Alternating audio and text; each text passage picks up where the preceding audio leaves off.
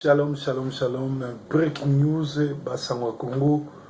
Ils ont une spécialité na biso. Il y a chaque jour, vous allez fidèle na Sentinel TV ici Kawapi, Bolandaka, Bassangwa Congo. Nantongo alelo le 3 mai, Touye Kolobela Toko critiquer dernier sortie rassemblement.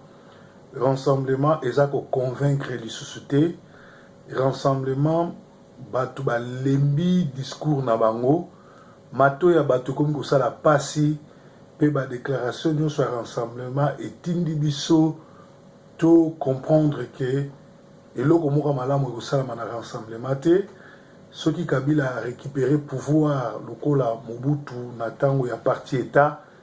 tout simplement parce que rassemblement ba trahir biso rassemblement na bazana biso te rassemblement ezali bande yaba aventurier bande yaba corrompu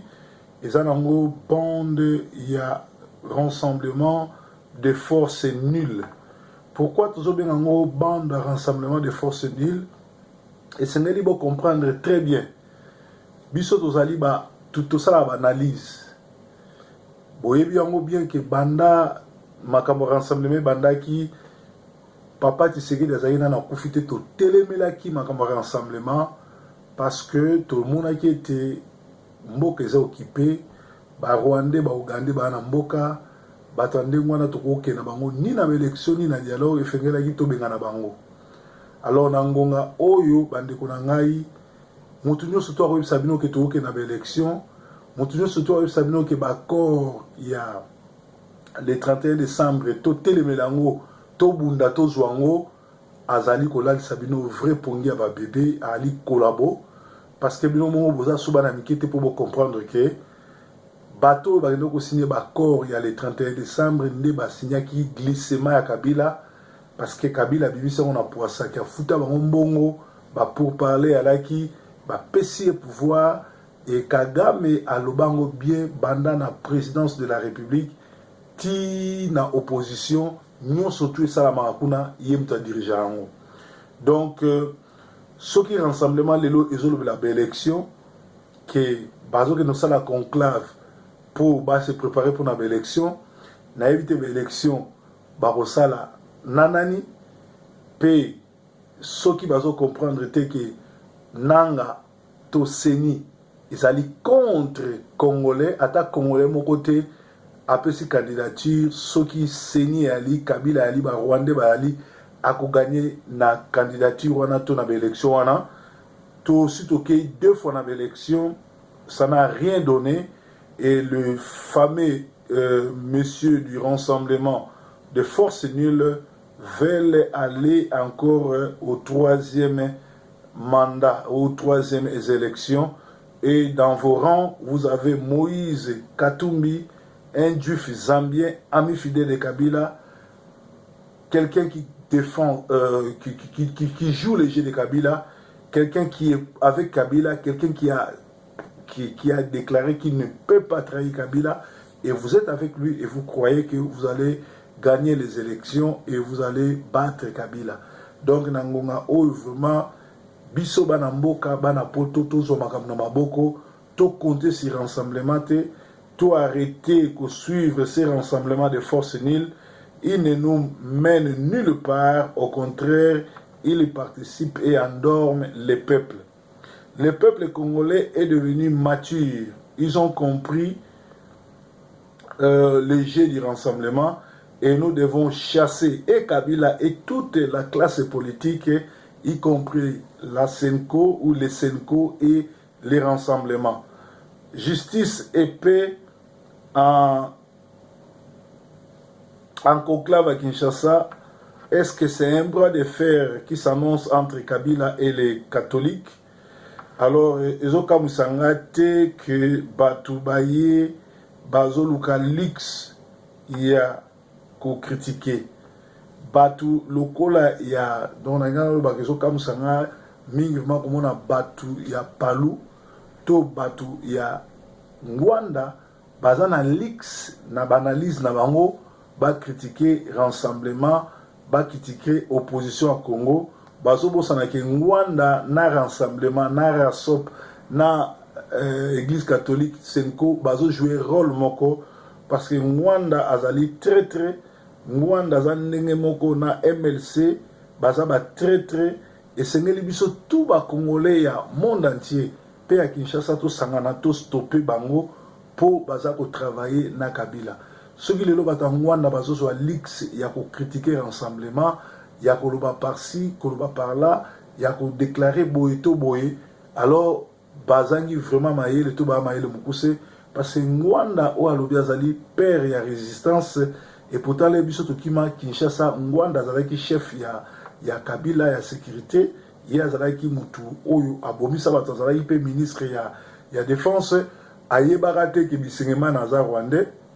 ayebaka te ke Robert aza rwandais ayebaka te ke Kengo aza rwandais et soki tolandi ba déclaration même manda Mobutu azo reconnaître en que ba rwandais oyo bazo attaquer biso lelo Mobutu mutakotisa bango na Congo pe apesa bango ba nationalité. Or Mobutu azako yebisa biso que après moi ça sera le déluge. Donc ezali j'ai en Rwanda na Mobutu défense na bango nde sali été biso otozo subir otoko subir. Rassemblement eza na kati ya corruption, rassemblement ils ont joué j'ai à Kabila parce que tozo comprendre te na ngongo Kabila botoli pouvoir, Kabila a faire tourner bango en con mais bango au lieu ba bimisa population na libanda au lieu ba contre-attaquer makamyo surtout Kabila bazo suka na ba discours na ba slogan oyo ba congolais ba niko yoka ngo soute ba lembi ba discours et ba déclaration na bino surtout à Bruxelles et l'axibiso que bozali vraiment ba ennemi à Congo comment beaucoup ko tikela Kabila parlement et c'est ka ba lomaka ba votera ba loi na Sénat botike pa Kabila botikeli na Seni bino bolobi bozaka na posa premier ministre siko boye bisanga a botikela ki parlement Seni na nini Sénat est-ce que bozu qui premier ministre ango bozu qui premier ministre c'est-à-dire bo échouer lamentablement pesali mawami na bino nyonso tout o bolobi boza batwa ya rassemblement parce que Kabila a sombi bino boza faible tala lelo oyo ndeko lokola Jean-Marc Abound mwana na ye ba assassiné ba bomier tout simplement zaki po ba kebisa ke ye azalaki te l'air bozaki ko signer ba corps Kabila na idée pesto na rassemblement ndenge boyoka ki azalaki te soka koti likambo ba kebisi ba bomi mwana ne prochainement kozala ye donc Kabila mutazo boma tout simplement parce que tout ça na classe politique moko ya ba corrompu. On en a marre et nos oreilles sont fatiguées des discours des Rassop matin, midi, soir. Ba tu ba bengi belé ba bi proverbe to landa kayo na breaking news yebisa la biso bato oyo to lembi mato na biso lembi ba discours na bango ya midi pourquoi na ngo Rassop déçoit et ne convainc pas. Kabila les a humiliés et continue à les défier et à défier les Congolais. Kabila a repris tout ce qu'il avait perdu et qui lui a offert cela? La réponse est simple. La réponse est simple, c'est le rassemblement et les signataires des accords du 31 décembre. Maintenant, au lieu de chasser Kabila et prouver qu'ils ont été achetés en allant de discours en discours, par leur dernière déclaration, Banamboka va faire comprendre, Bissopé Banamboka va comprendre que opposition et prouver que baza bana misala Kabila pe ba koperaka na bango ba liambongo yango batikela ki na parlement na Sénat na Seni pe ba ye kokosa biso que ba kokende na ko signer ba accord or lelo oyo tala ba aventure de Resuki donc eza mawami toza na occupation soki baza ba patriote ba kozwa minduki et kozala te kolelaka te na nsima Kabila kofukamaka te kolelaka te ke toyokana kaka mpona baccord toyokana kaka mpona baccord tokende na baélection bokende na baélection na banani Rassop mpe baza baaccompagnateur bofongola miso mpe bondimelanga bango lisusu te Rassop mpe balobi balingi kosauve RDC mais batikeli kanambe Sénat na parlement pe na Seni sikoyo Sénat, Parlement et Sika Oyo ba votaka ba loi. Siko boko benga na Kabila ndenge nini pe boko kenene ndenge nini awa na nanga azo continuer ko boma na est à Congo, azo continuer ko infiltrer ba armée rwandaise na Congo pe azo teka ba mabele na biso toyi koyeba siko ke na Chimbulu kuna esika wapi oyo bazo boma batu na kananga wapi ba découvrir ki ba minerai lokola roi chef coutumier Kamwina Sampo aboya ki population déplacée et le mwana po babanda ko extraire ba mine yango Kabila azo massacrer batu azo boma ko éliminer batu place wana azui Gédéon na milice ne ba yewana bazo boma na kombo ya Kamwina Sampo parce que Kabila azali bongo spécialiste ya ba doublier et rassemblement yebiango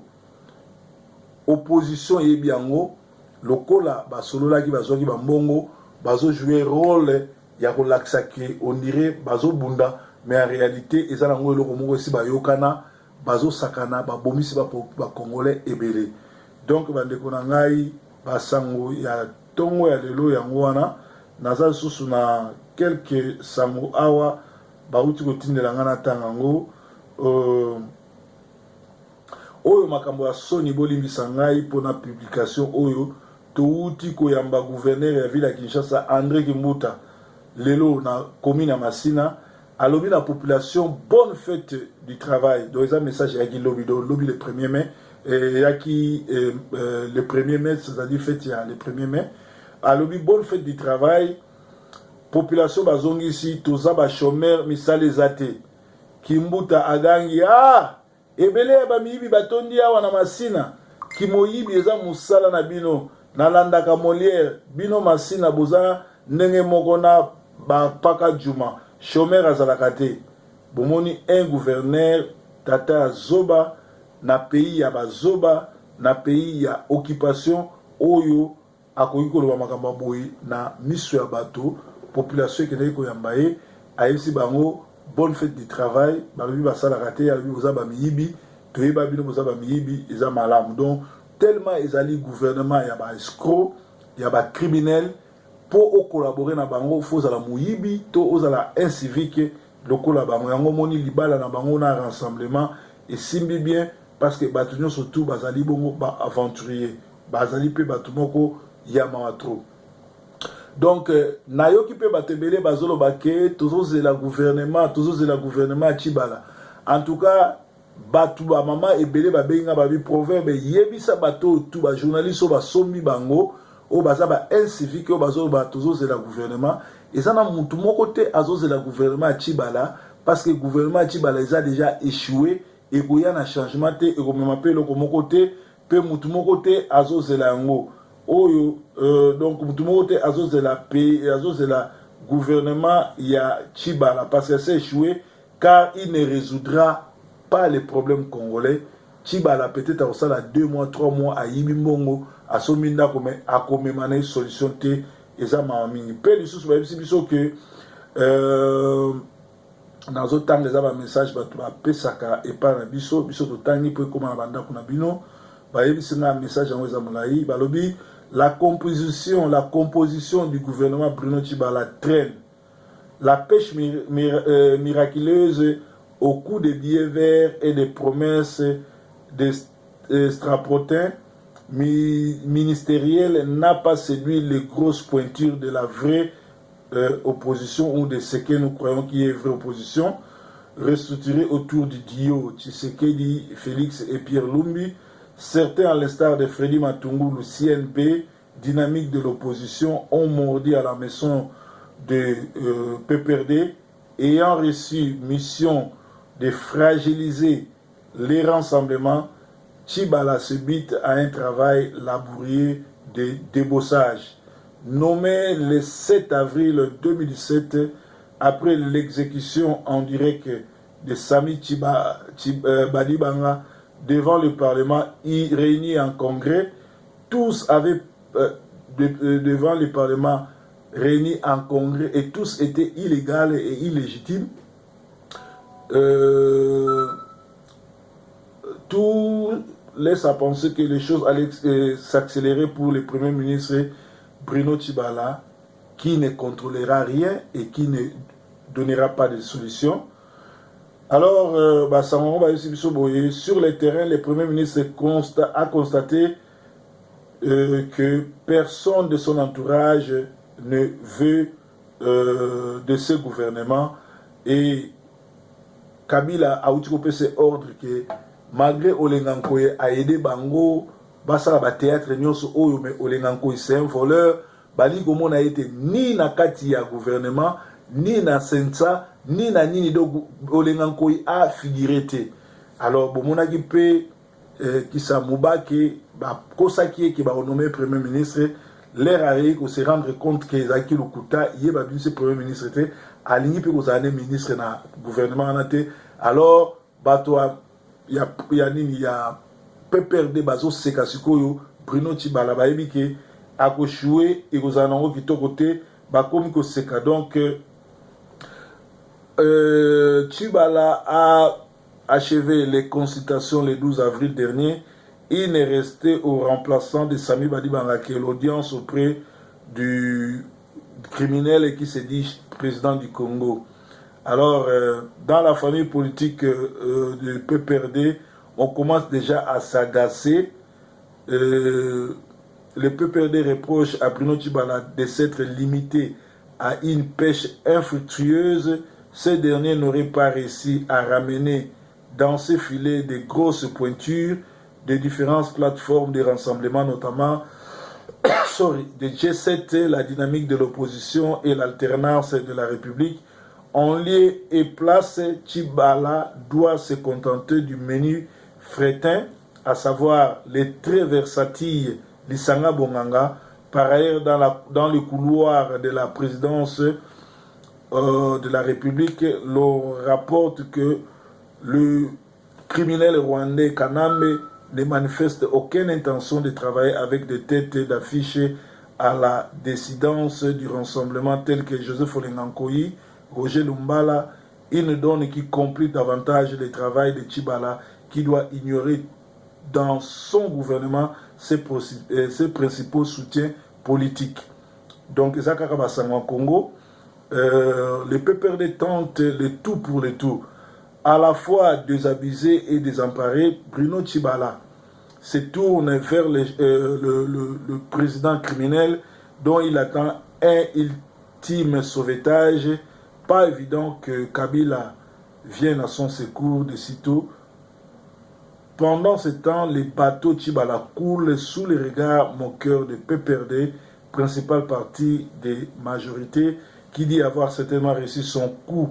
en dépouillant Bruno Tibala de tout son aura d'opposant, 36 ans de lutte, parti en fumée. On ne décolle pas face aux moyens politiques, financiers et intellectuels mis à contribution. Les premiers tests étant décevants, pourquoi se précipiter à réagir un cadre du PPRD très déçu de l'enlissement dans lequel s'engouffrent de plus en plus Kabila et son groupe. Pour l'instant, le PPRD tente de récupérer une situation politique dont elle n'a plus entièrement la maîtrise. La nomination de Sami Badibanga suivie de celle de Bruno Tibala sont loin de répondre efficacement aux attentes de la famille politique de Kabila, et de l'arrangement particulier au Parlement est un forcing par lequel le PPRD veulent reprendre le contrôle de la situation, qu'importe l'accord du 31 décembre 2016 a été violé, c'est dit-on dans l'entourage de Kabila, pour autant que tout chemin mène à Rome, tente le tout pour le tout. Donc, ça dit Kabila a tenté le tout pour le tout, mais Simité peut Olengankoy désavoué. Entre-temps, bateau, il y a rassemblement, décevoir parce que bazo convaincre la population et l'embi koyo kaba discours na bango, population elingi soulèvement populaire, tout s'arranger na bangolais na minduki kobenga na Kabila, parce que Kabila so continue ko boma pe population elingi koyo kate lisanga oyo ya Moïse Katumbi na Félix Tshisekedi, parce que ba congolais ba komimir baza mature ba yebi ke Moïse Katumbi azosala G ya Kamere azosala G ya Kabila azali na mwasi ya rwandaise pe azali bongo agent ya ba rwandais. Voilà situation toza na na Congo yango wana mutu na mutu a méditer tant tozo babiloko c'est pas que toye ko finga bato c'est pas que toza ba contre mais toye ka ko éveiller population ba oyo ba monike nzela rassemblement zo ke toko compter si bango te ba rejoindre biso na front pour la libération totale du Congo. Congo ezamboka na biso yesu azanzambe na biso to comprendre bango tozala elongo na bango te mais to benga na bango parce que nzambe aza mobate na biso. Breaking news, bonne journée.